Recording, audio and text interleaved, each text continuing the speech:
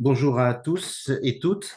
Nous sommes ensemble aujourd'hui pour ce webinaire de 45 minutes. C'est une durée qui est manifestement trop courte, a fortiori pour le sujet que j'ai retenu aujourd'hui, à savoir maîtriser l'évolution de sa masse salariale en améliorant le pouvoir d'achat des salariés. Donc, de quels outils vous disposez?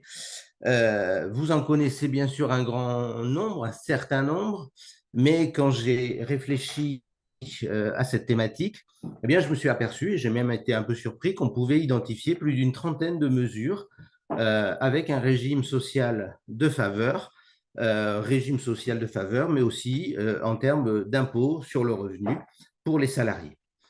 Avant de rentrer dans le détail de ces différentes mesures, quelques mots de présentation du cabinet pour celles et ceux d'entre vous qui ne nous connaîtraient pas ou pas bien. Donc HDV Avocat, c'est un cabinet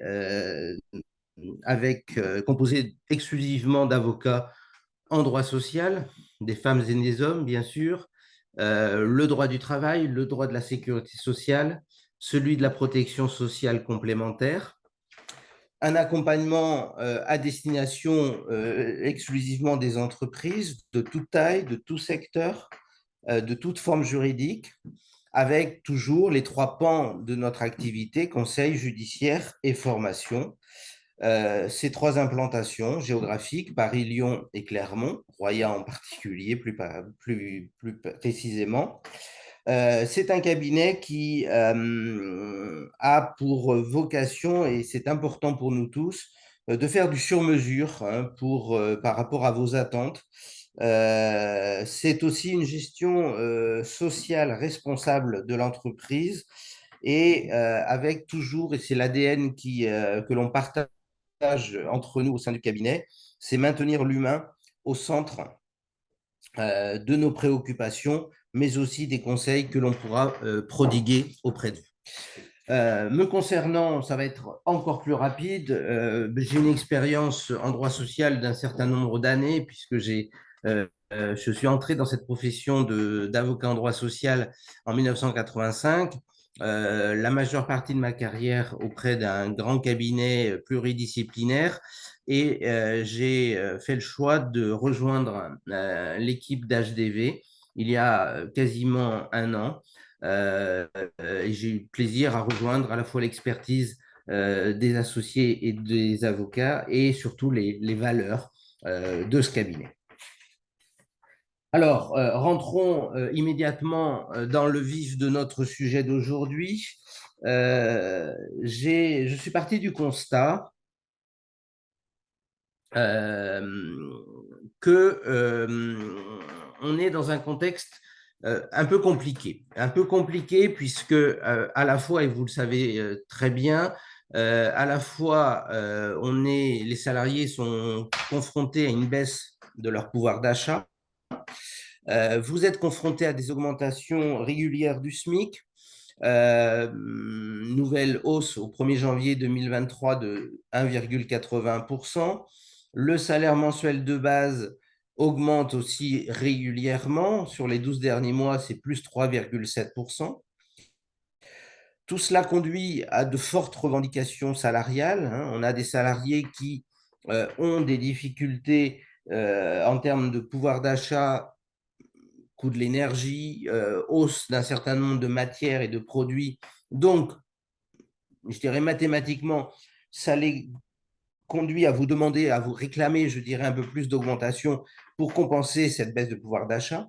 On a, autre facteur important, un marché du travail qui est tendu et je ne pense pas que cela ça va s'améliorer. Alors, il y a un bon côté à cela, hein, c'est qu'on est sur des chiffres du chômage qui diminuent. On n'est pas encore tout à fait sur le plein emploi, mais la tendance est bonne. Donc, ça veut dire qu'il est moins compliqué aujourd'hui par rapport à hier de quitter un emploi pour en trouver un autre. Donc là aussi, ça change la donne. Et puis tout cela dans un contexte économique compliqué, les tensions internationales, la crise énergétique, une visibilité qui est difficile pour les chefs d'entreprise.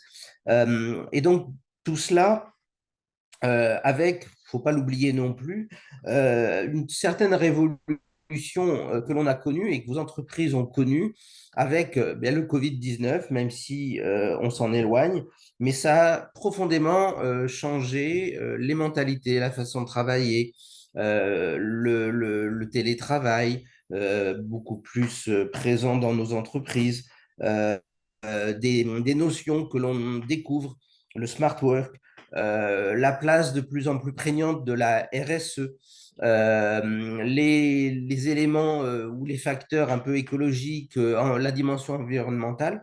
Donc tout ça est vraiment assez nouveau dans la gestion de l'entreprise aujourd'hui.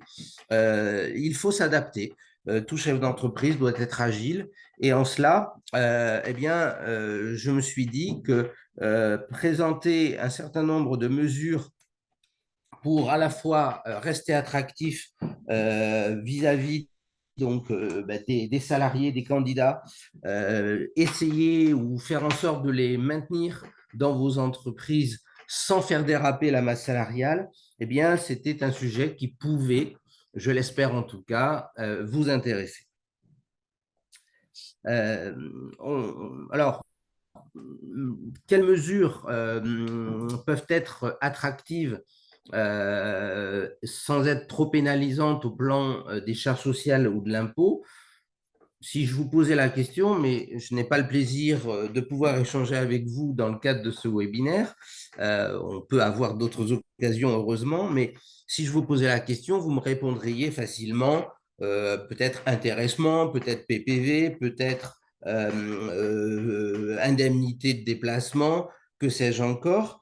Je ne suis pas certain, et ça n'a rien de désagréable me concernant, mais je ne suis pas certain qu'on est tous pour autant à l'idée toutes les mesures qui existent.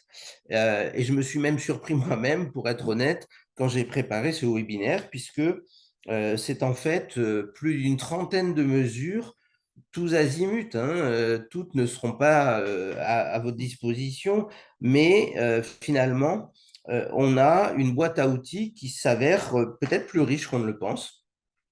Si on se donne la peine de mettre les mains dans cette boîte à outils. Dans les 45 minutes et plutôt dans les 40 minutes qu'il me reste aujourd'hui ou ce matin, je n'ai pas la prétention de vous présenter dans le détail toutes ces mesures. Vous imaginez bien que quand je vais vous parler d'intéressement, quand je vais vous parler de forfait de mobilité durable, je ne peux pas passer 10 minutes, un quart d'heure sur chacune de ces mesures. Donc, vous allez sans doute rester sur votre faim, mais l'idée de ce matin ou l'objectif, c'est surtout de vous donner une vision que j'espère quasi exhaustive des mesures qui existent. Je n'ai pas la prétention peut-être de les avoir toutes listées à 400%, mais je pense quand même qu'avec 32 mesures que je vais vous présenter avec un niveau de détail différent selon les unes ou les autres, ben vous aurez quand même déjà une vision assez précise de ce sujet. Je précise aussi avant de démarrer véritablement que l'ensemble de ces mesures, dans la mesure où elles sont une exception par rapport au principe général que l'on connaît en matière donc, de cotisation sociale, le principe étant à chaque fois que je verse une somme à un salarié, cette somme a le caractère de salaire et je dois payer des charges sociales. Donc là, ce que je vais vous dire ce matin, c'est le contraire, c'est l'autre face du miroir, si je puis dire. Ça veut dire quoi? Ça veut dire que il faut faut que vous soyez prudent. Je dis pas frileux, mais je dis prudent, puisque à chaque fois que vous allez utiliser une mesure qui ne donnera pas lieu à charge sociale, vous pouvez imaginer facilement que l'URSSAF, dans le cadre d'un redressement, va être tout à fait attentive au respect des conditions posées. Puisque c'est la première mesure dont je vais parler dans 3 minutes, si vous versez des indemnités kilométriques à un salarié, ben, si vous donnez une indemnité qui est le double du barème applicable, vous imaginez bien que l'URSSAF, ça ne va pas être de son avis et elle va vous redresser. Donc, ça, c'est un conseil de prudence que je ne vais pas répéter forcément tout le temps, mais qu'il faut bien avoir présent à l'esprit. On est dans un domaine où il faut être vigilant, tout simplement. Et puis, comme je vous le disais, puisque il n'y a pas d'interactivité ou d'interaction possible entre nous ce matin, on a quand même essayé avec Sandra Ferreira qui gère toute la communication au sein du cabinet et qui est présente ce matin, on a donc eu l'idée de vous permettre de poser des questions, de me poser des questions, et donc tout au fil, tout au long de mon intervention, vous aurez la possibilité de poser des questions. Alors, je n'y répondrai pas en direct, mais j'y répondrai. Je vous demanderai simplement, pour faciliter justement mes réponses et eh bien d'indiquer dans votre question quelle est la thématique à laquelle elle se rapporte. Hein, du style, vous me posez une question sur une borne électrique pour une voiture, ben, précisez-le, ça me permettra plus facilement de savoir de quoi on parle, et bien évidemment, j'y répondrai dans les prochains jours. Voilà pour ce qui est de ces propos d'introduction. Donc, j'ai passé un slide rapide tout à l'heure. On a donc, j'ai présenté ou j'ai essayé d'ordonner ces différentes aides, mesures dans 6 ou 7 rubriques. Le premier, ça va être les déplacements. Ensuite, je vais parler de la nourriture, puis du temps de travail. Ensuite, les mesures directement liées à l'amélioration du pouvoir d'achat. Ensuite, j'ai une rubrique organisation du travail. Pour terminer, sur tout ce qui est vie personnelle, vie familiale. Et puis après, 2 rubriques qui n'en sont pas. En fait, c'est plus des rappels en termes de formation d'aide au recrutement et puis des mesures diverses que je n'aurais pas traitées. Voilà donc notre menu. Sans plus tarder, je commence par la première rubrique, à savoir les dispositifs liés au déplacement. Alors, nous sommes d'accord, hein, je ne prétends pas vous apprendre pendant ces 45 minutes beaucoup de choses. C'est davantage d'attirer votre attention et de vous dire, tiens, ça, je ne savais pas ou je n'y ai pas pensé. Alors, au niveau des déplacements, le premier point rapide pour des salariés qui sont en déplacement professionnel, qui utilisent leur voiture personnelle. Donc, le cas du salarié qui va passer d'un chantier à l'autre, qui va visiter un client, qui va passer du siège à une agence, voire qui va aller en formation à l'autre bout de la France. Ce salarié utilise sa voiture personnelle, eh bien, à des fins professionnelles. Donc, vous le remboursez à hauteur donc, du barème des indemnités kilométriques fixé annuellement par l'administration fiscale. Ce barème, vous le savez, c'est en fonction du kilométrage notamment et de la puissance du véhicule. Il n'est pas connu aujourd'hui pour 2023, mais une indiscrétion que l'on a pu avoir, bien que je ne sois pas dans la poche du ministre des Finances, mais Bercy a fait savoir qu'il n'y aurait pas de vrai coup de pouce sur ce barème pour 2023 par rapport à 2022. J'attire votre attention, hein, il ne faut pas confondre le barème dont je parle pour les indemnités kilométriques avec les frais de carburant, où là, on a un autre barème qui, lui, est connu pour le coup, qui, lui, d'ailleurs, a été augmenté sensiblement par rapport à l'année précédente, où là, ça, en fait, c'est un barème que les salariés utilisent lorsqu'ils déclarent leurs frais en réel pour leur déclaration d'impôt. Autre dispositif là qui va concerner beaucoup moins d'entreprises puisque c'est beaucoup plus catégorié, on va dire. Ce sont les indemnités de grand déplacement. Donc là, je vous ai rapidement posé les mesures ou les conditions. Donc c'est le cas de salariés qui ne peuvent pas rejoindre leur domicile parce qu'ils travaillent pendant un certain temps à plus de 50 km ou avec un temps de trajet supérieur à 1h30. Donc là, à partir du moment où ils sont occupés dans un lieu un chantier, un client, une mission chez un client pendant donc un certain temps, avec cette contrainte de ne pas pouvoir rentrer chez eux le soir, eh bien, il est possible de leur verser une indemnité de grand déplacement avec le barème ou les limites plutôt que je vous ai indiquées, qui sont celles du qui sont celles donc de l'URSSAF tout simplement. Donc un montant qui est lié au repas, un montant qui est lié à la nuitée et au petit déjeuner. Donc là encore, ce sont des limites à ne pas dépasser, au-delà du fait que les conditions du grand déplacement doivent, elles aussi, être respectées. Vous l'avez compris, c'est un exemple parmi d'autres, mais à chaque fois, on aura deux points d'attention. On aura les conditions à satisfaire qu'il faut respecter pour verser cette somme, et puis, bien sûr, les limites en termes de montant.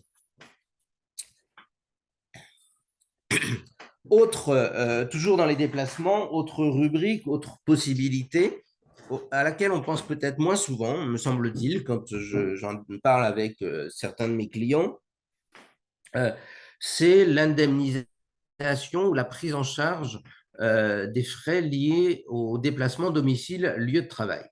Alors, on est dans l'hypothèse où le salarié utilise son véhicule pour partir de chez lui et venir travailler. On est dans une hypothèse où soit il n'y a pas de transport en commun en raison de l'éloignement ou de la zone où se situe le lieu de travail. Hein, je pense à des zones rurales ou des petites villes, ou autre hypothèse, les difficultés horaires. Hein, vos salariés qui sont en travail posté, qui prennent leur poste à 5 heures du matin, eh bien, il est vraisemblable qu'il n'y ait pas de transport en commun possible.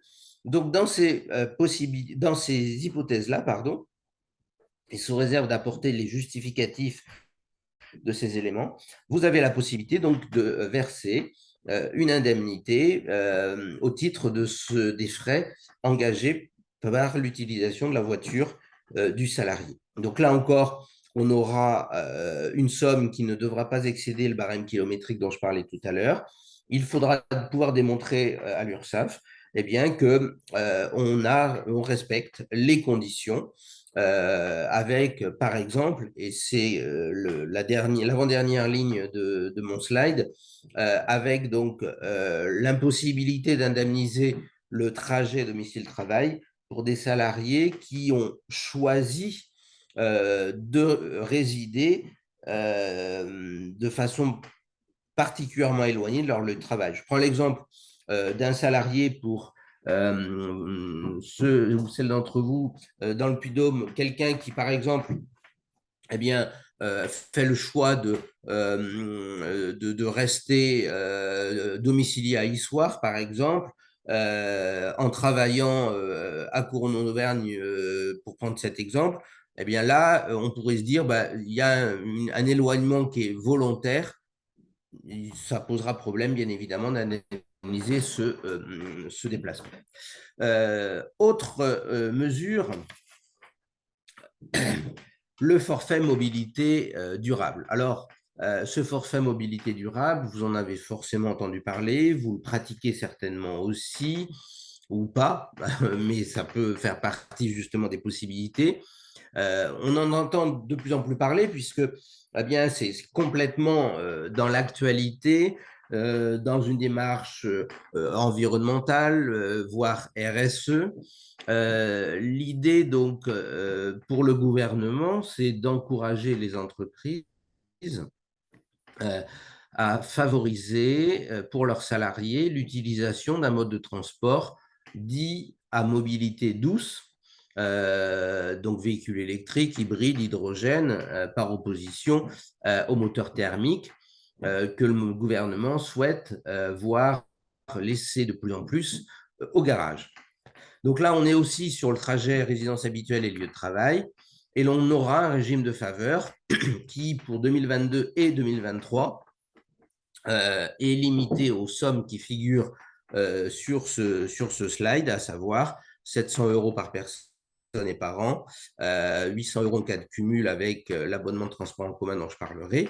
Donc, là aussi, c'est une piste à laquelle vous pouvez penser, si ce n'est déjà fait, mais qui est complètement dans l'air du temps par rapport à ce que l'on est en train de dire avec, là encore, donc un régime de faveur.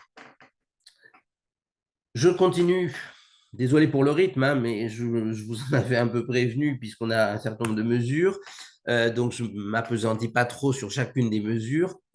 Mais on a donc toujours dans cette rubrique déplacement, là je suis dans l'autre partie par rapport aux zones rurales dont je parlais et à l'impossibilité d'utiliser les transports en commun. Donc là je suis dans l'autre partie, c'est-à-dire au contraire dans des zones ou dans des agglomérations plus importantes où il y a des transports en commun, sans parler de Paris ou de Lyon ou d'autres villes comme ça, mais à chaque fois qu'on aura véritablement un réseau de transport public, eh bien, l'entreprise devra d'ailleurs prendre en charge l'abonnement de transport en commun, dans le cas à hauteur donc de 50%, avec une tolérance que je vous ai indiquée rapidement, à hauteur de 75% dans certains cas.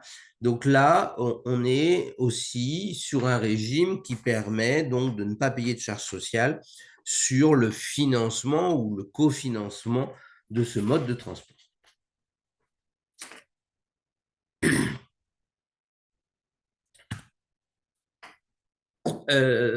Avant de quasiment, enfin pour terminer, je dirais, cette première rubrique déplacement, il me paraissait intéressant d'évoquer les véhicules électriques.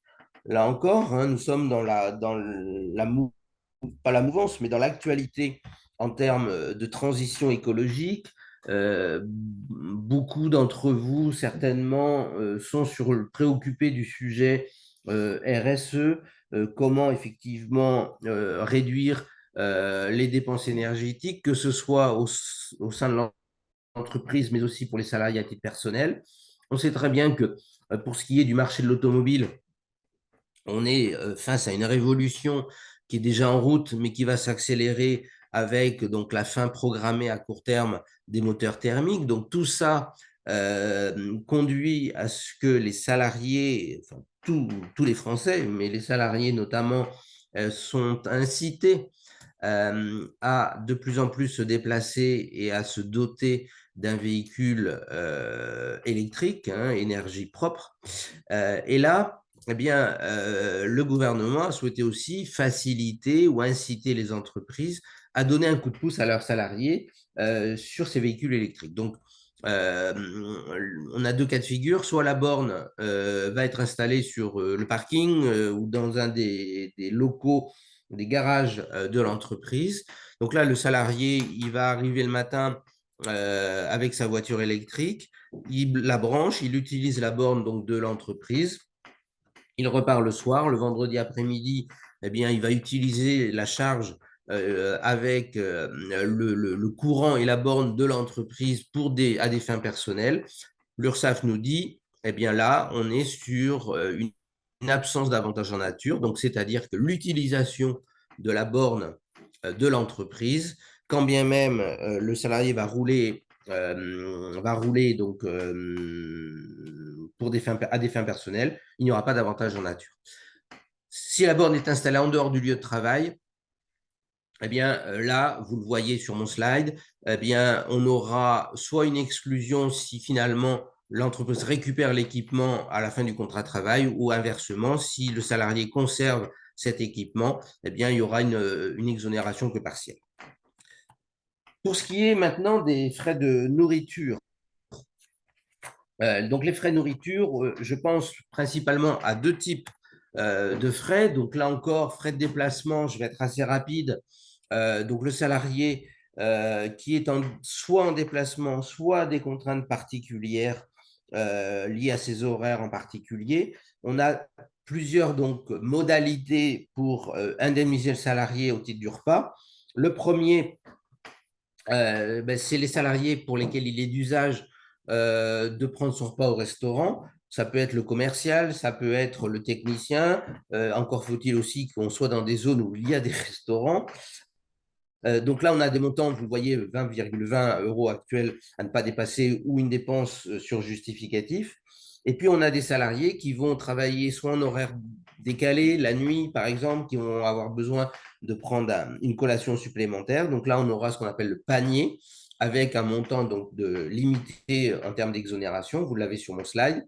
Et puis, une dernière catégorie de salariés dans certaines professions où il n'est pas d'usage de prendre son repas au restaurant quand bien même on est à l'extérieur, ou tout simplement parce qu'il n'y a pas de restaurant, eh bien, c'est ce qu'on appelle le panier de chantier, où là, on a un montant un peu plus élevé. Donc ça, je dirais que c'est quelque chose que l'on connaît en règle générale, mais il faut y penser. Et puis, pour terminer sur les repas, eh bien, les titres restaurants, les tickets restaurants. Donc là, c'est un système aussi qui est connu.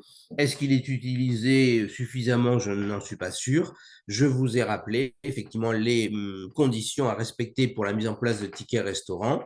Le principe, c'est qu'il faut que le salarié est une participation qui est entre 40 et 50%, ce qui veut dire que l'employeur ne pourra pas participer au financement des tickets restaurants à plus de 50 ou 60% de la valeur libératoire du titre, avec donc une valeur finalement qui, au niveau de l'entreprise, ne pourra pas être supérieure à 6,50 €. Attention ici, au niveau des tickets restaurants, à ne pas créer de discrimination entre les salariés sur la mise en place, c'est-à-dire que mettre en place des tickets restaurants dans une entreprise pour 3 salariés, ce serait bien sûr compliqué ou critiquable.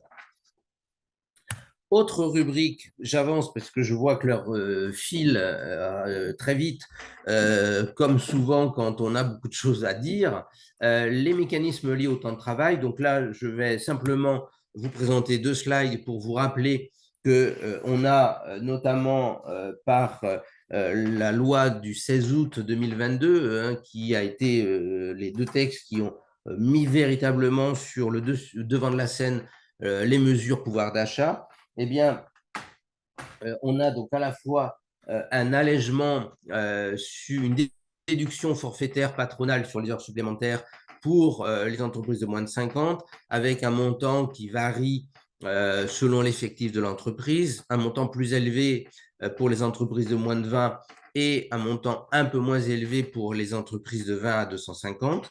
C'est une mesure que je crois que vous connaissez. Deuxième mesure, la monétisation donc des jours de repos. Là encore, c'est issu de la loi dont je parlais tout à l'heure. Faites attention sur ce dispositif-là, puisque le texte n'est pas forcément très clair et finalement, on s'aperçoit qu'il n'y a pas beaucoup de jours monétisables et qui permettent donc d'avoir donc cet avantage. Je change complètement de rubrique après avoir vu les déplacements et la nourriture. Troisième rubrique, donc vraiment les mesures qui sont très directement liées à l'amélioration du pouvoir d'achat. Alors, je dis tout de suite que quand je vous parle de PPV, d'intéressement, de réserve spéciale de participation et de plan d'épargne, parler de cela en 5 minutes, c'est juste mission impossible parce que c'est des sujets sur lesquels il faudrait parler plusieurs heures. Là encore, vous l'avez compris, l'esprit de ce webinaire, c'est avant tout de faire un focus. C'est un pense-bête, c'est une boîte à outils. Donc PPV, je vais être extrêmement rapide puisque vous connaissez ce dispositif issu de la loi donc, du 16 août 2022. On a des conditions à remplir, une mise en place qui est facile, décision unilatérale, accord d'entreprise, un montant maximum exonéré de 3 000 €. On a un régime qui est très incitatif jusqu'au 31 décembre 2023, notamment avec une exonération d'hier si on ne dépasse pas un certain montant en termes de salaire. Et puis, juste le point d'attention, c'est faire attention aux critères de modulation. Les critères de modulation, présence, durée de travail, ancienneté, classification, rémunération.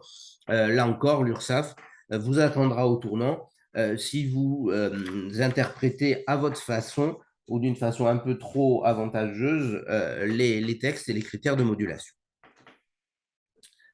Autre dispositif, l'intéressement. Alors l'intéressement, vous le connaissez tous, c'est un système qui est ancien, mais qui, au fil des années, se rajeunit et encore récemment avec un texte du 9 décembre 2020 où on a des accords d'intéressement qui peuvent être mis en place, non plus seulement pour 3 ans, mais pour une année, 2 ans, 3 ans. L'intéressement, donc, c'est un dispositif qui est facultatif au niveau des entreprises, qui doit avoir un caractère collectif, aléatoire, avec une formule de calcul qui est liée aux résultats, aux performances de l'entreprise. À noter que c'est vraiment un dispositif qui est complètement au centre des préoccupations du gouvernement et notamment de l'accord national interprofessionnel du 10 février 2023, donc très récemment voté, qui va être transposé dans une loi dans les prochains mois sur l'amélioration du pouvoir d'achat, pour dire qu'il y aura notamment un critère en matière de formule d'intéressement qui sera non économique et notamment qui pourra être lié à la RSE. Donc tout ça pour dire que l'intéressement, ça vaut vraiment le coup de se pencher sur ce dispositif parce qu'il est très intéressant socialement, puisque pas de charge sociale, seulement la CSG, CRDS, voire le forfait social. Pas d'imposition au titre du revenu pour les salariés s'il est affecté à un plan d'épargne d'entreprise et beaucoup de possibilités.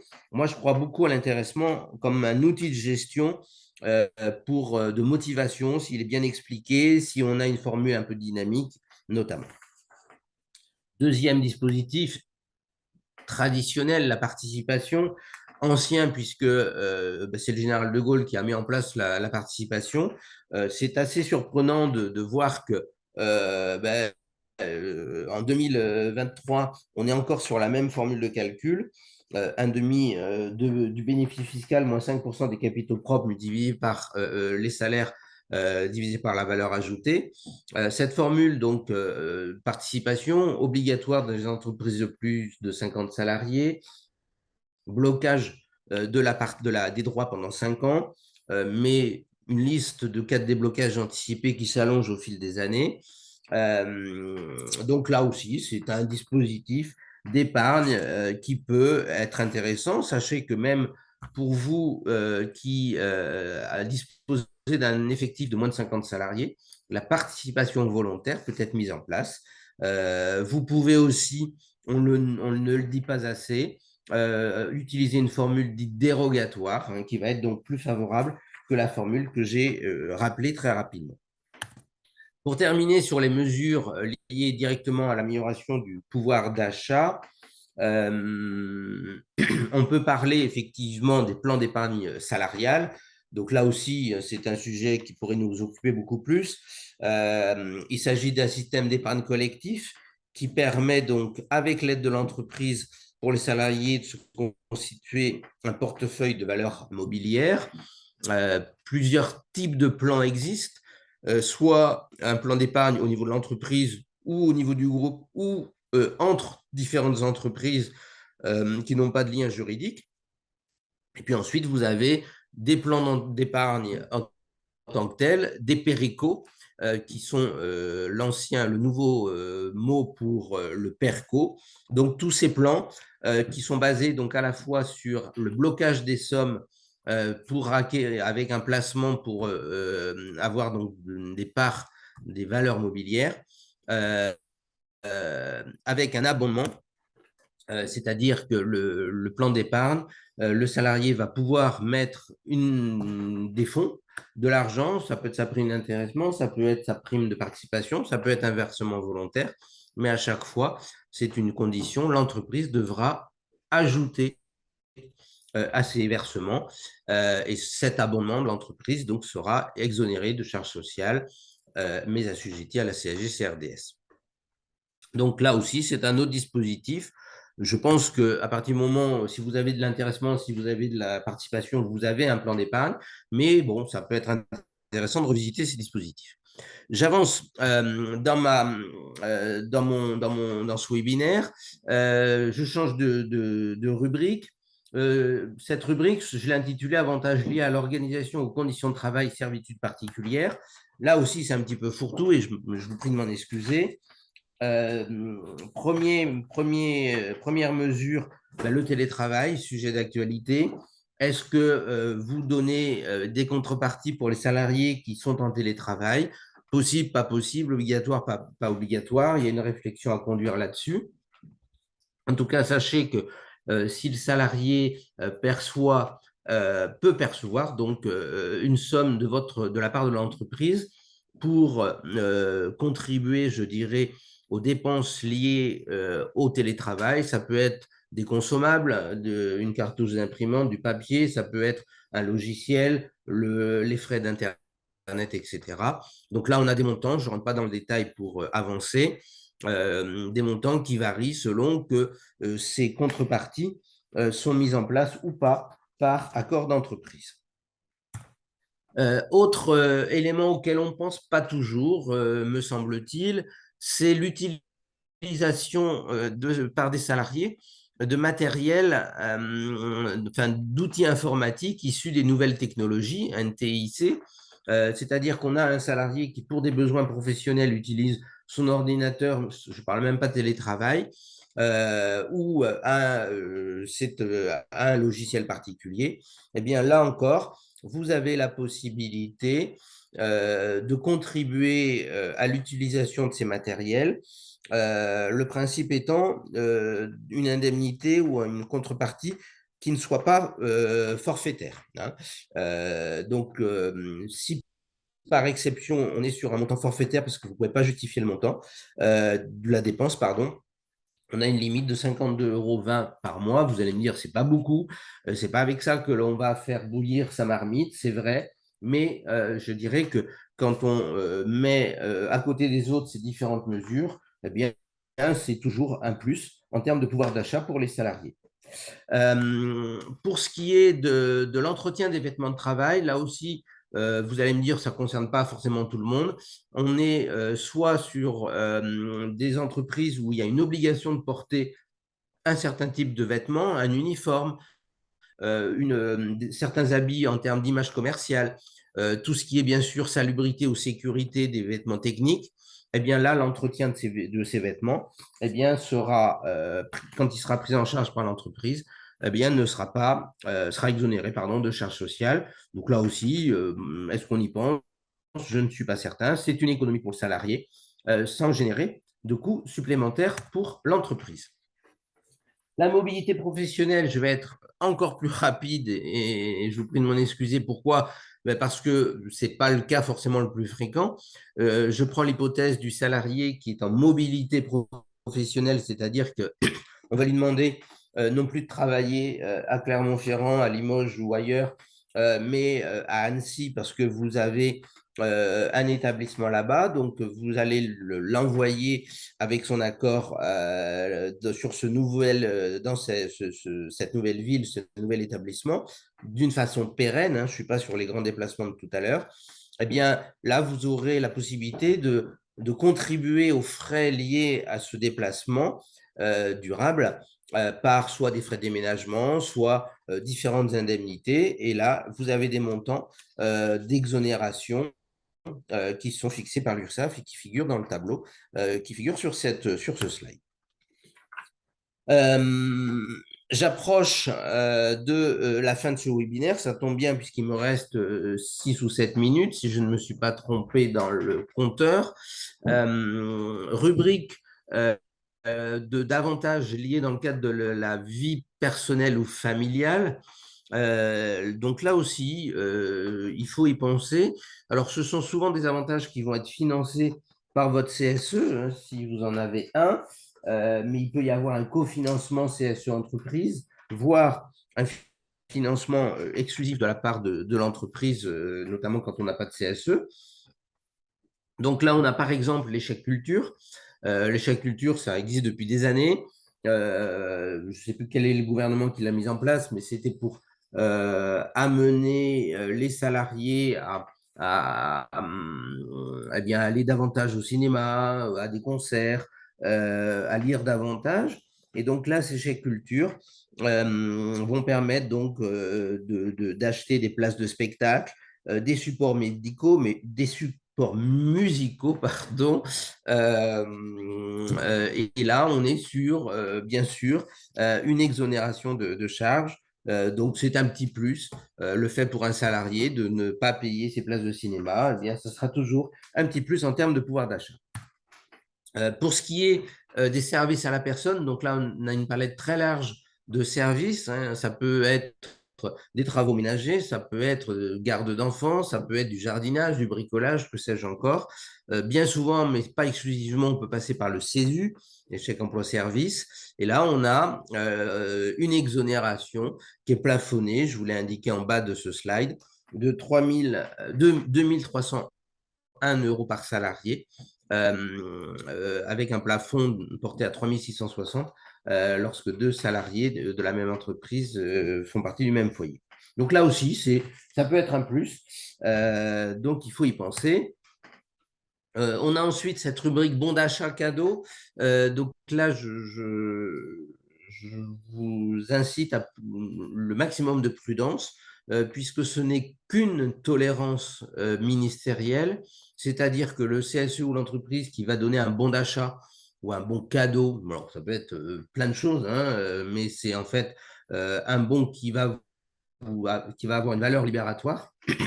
Il faut que, de toute façon, ce bon d'achat n'excède pas 5% du plafond mensuel de sécurité sociale, ce qui veut dire par an, hein, ce qui veut dire qu'on aille sur un montant qui va avoisiner 183 €. C'est évidemment pas la mer à boire, mais là encore, ça peut être un petit plus. Mais soyez prudents sur ce dispositif, parce que d'abord, on a une liste assez restrictive des possibilités liées aux événements possibles, d'une part. D'autre part, ce n'est, je le dis, qu'une tolérance ministérielle.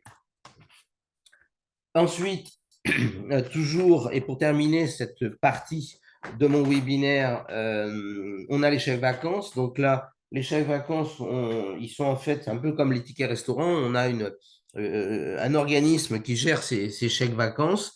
Et donc, c'est la possibilité, avec ou pas le CSE, eh bien, de financer des voyages, une location de vacances, etc. Là encore, eh bien, on sait que le coût d'un logement de vacances ou d'un séjour peut être élevé et représenter un coût pour les salariés, a fortiori quand on a un pouvoir d'achat qui baisse. Donc, c'est une possibilité là aussi intéressante, avec toujours des limites que je vous ai indiquées, qu'il est facile de retrouver, notamment sur le site de l'URSSAF. J'arrive quasiment au terme de, de ces 45 minutes. Une rubrique qui est certainement la plus technique, qui est la rubrique cotisation de prévoyance et de retraite supplémentaire. Alors, je trouve que c'est une rubrique ou une catégorie qui reste très intéressante. Pourquoi? En fait, l'idée, c'est que vous savez pertinemment que tout ce qui est couverture obligatoire en termes de retraite complémentaire, notamment, et a fortiori sécurité sociale, eh bien, ne génère pas de cotisation supplémentaire. Par contre, dans beaucoup d'entreprises, on peut avoir l'idée ou la volonté d'améliorer ces couvertures obligatoires par la mise en place de régimes supplémentaires en termes de retraite. Donc, ça peut être des régimes non plus de répartition, mais par capitalisation. Et ça peut être aussi des régimes de prévoyance beaucoup plus favorables que ce qui peut exister habituellement. Donc là, je dirais que dans une entreprise, avoir une couverture retraite supplémentaire et prévoyance favorable ou beaucoup plus intéressante que le classique ou le légal, ça peut être un vrai élément en termes d'attractivité. Moi, je vois beaucoup de clients d'entreprises qui, à juste titre, le vendent, hein, dans le cadre d'un recrutement en disant, bah oui, voilà, je vous propose telle rémunération. On peut toujours trouver que ce n'est pas assez, mais par contre, voilà les couvertures qui existent au sein de l'entreprise. Et ça, je dirais que ça peut vraiment être un plus. Et les salariés sont de plus en plus sensibles, a fortiori, dans le contexte actuel, réforme des retraites, allongement des carrières. Mais le fait d'avoir de vrais droits ou des droits supplémentaires en la matière peut être un élément tout à fait intéressant. Je dirais simplement qu'on est sur un domaine, comme je l'ai dit, très techniques. Les contrôles URSSAF sont quasiment systématiques et ça peut être très lourd hein, en termes de redressement. Donc, soyez très vigilants par rapport aux garanties prévues, par rapport aux modalités de mise en place du régime, le respect du caractère collectif, les bénéficiaires, etc., les organismes qui sont choisis, tout ça mérite de vrais conseils, que ce soit par rapport à votre courtier ou d'autres. On peut bien sûr intervenir aussi là-dessus, mais c'est très important. Les limites, vous les avez sur ce slide, mais c'est un dispositif qui peut être intéressant. Je termine puisque je suis en train d'arriver au terme de ces 45 minutes sur 2 ou 3 slides qui ne vont pas vous donner le détail de ces mesures. C'est plus un rappel. Tout d'abord, tout ce qui est recrutement, formation. Donc là, je dirais que c'est quelque chose de plus classique. Vous le savez, on peut avoir donc des régimes de faveur en matière de formation en alternance, apprentissage, professionnalisation. Tout ce qui est emploi en zone franche, alors là, pour le coup, ce n'est pas le cas de tout le monde. Des salariés qui sont en congé, il y a une petite faute, en congé de transition professionnelle ou les contrats d'insertion. Je ne détaille pas ce sujet puisque ça avait fait l'objet d'un précédent webinaire il y a quelques mois que vous pouvez de toute façon retrouver sur notre chaîne YouTube.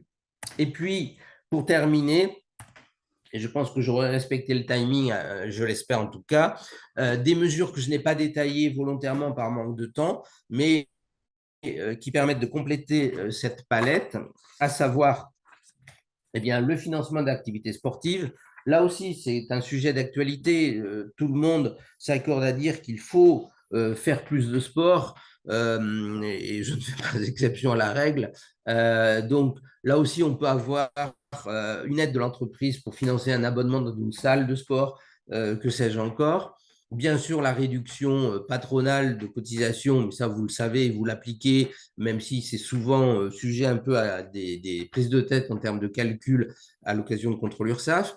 Prise en charge du logement, j'ose à peine le dire, mais il peut y avoir, non pas des aides, mais en tout cas un avantage en nature qui peut être finalement intéressant pour le salarié parce que ne représentera pas la totalité de la charge. Des primes de crèche hein, pour les salariés qui ont des enfants en bas âge, des petits déplacements, notamment dans le secteur du bâtiment. Et puis, les suppléments d'intéressement et de participation. Là aussi, je trouve que c'est quelque chose qu'on n'utilise pas assez. Ça fait quelques années que ça existe et on a tendance à l'oublier. Tout ça pour vous dire donc que j'arrive au terme de ces 45 minutes. Je vous prie de m'excuser par rapport au rythme hein, et puis un peu à la forme un peu catalogue de ces mesures. J'espère en tout cas que ces quelques rubriques, ces quelques outils, eh bien, vous auront intéressé. En tout cas, n'hésitez pas, comme vous avez pu le faire, à me poser des questions. J'y répondrai bien évidemment dans les tout prochains jours. Je crois qu'il faut encore une fois, ce sera le mot de la fin, peut-être faire le point entre les mesures que vous pratiquez et celles qui sont possibles par rapport à ce que je viens de dire. N'hésitez pas en tout cas à me contacter. Merci en tout cas pour votre attention et je reste à votre disposition par le biais de vos questions ou par n'importe quel message que vous pourriez m'adresser. Merci à vous, très bonne journée et bientôt, très bon week-end. Au revoir.